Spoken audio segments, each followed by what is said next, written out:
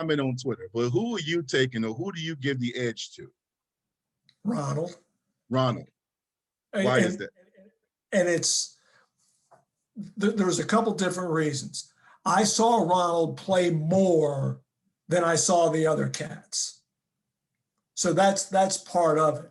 And the reason I saw Ronald play more is because the Crabbers were so dominant and were always in postseason and on the big stage. And Ronald was at his best in those games. And he owned the field. Now you can make the case that Ronald was surrounded by better talent because he was. But he made those guys around him a lot better too. Yes, he did. Did he make him better? Darn right. But did he make them better? Oh my gracious, yes. Bobby Bowden told me when Ronald was playing high school ball, he said, that's the best high school quarterback I've ever seen. 2 first overall picks come from the same region back-to-back years with Joe in 95 and Chuck in 96. You know what I'm saying? So, and you talking about all these kids on the same AAU team, all of them playing, you know what I'm saying? Like all that stuff. We just talking about basketball. Then you flip the switch. We go a little further and then, you know, of course, Ronald comes in and instantly as a freshman, you know, everybody's starting like, who is this kid? Who is this kid? You know, and before you know it, it is. We were talking about last night. I was talking with Bobby. I was like, dog, that team, they were truly, truly rock stars. Like that team, that team was 2-time national champions. You know what I'm saying?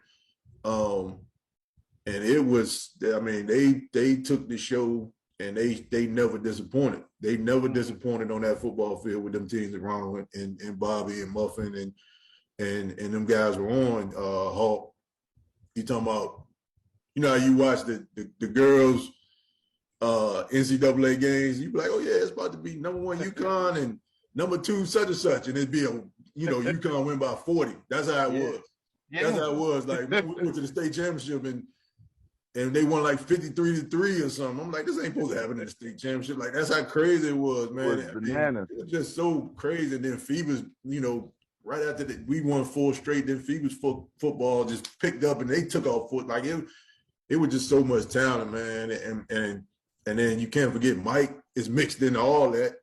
You see what I'm saying? Like Mike's mixed in all of that because his high school team didn't do as much. But now you're talking about a cultural icon that everyone knows now. You know, cats don't realize I was like a double agent. I was like a dude and, you know, BMF. I was recruiting Mike to Tech with all my energy, and I was recruiting Ron to UVA because I wanted to see that happen.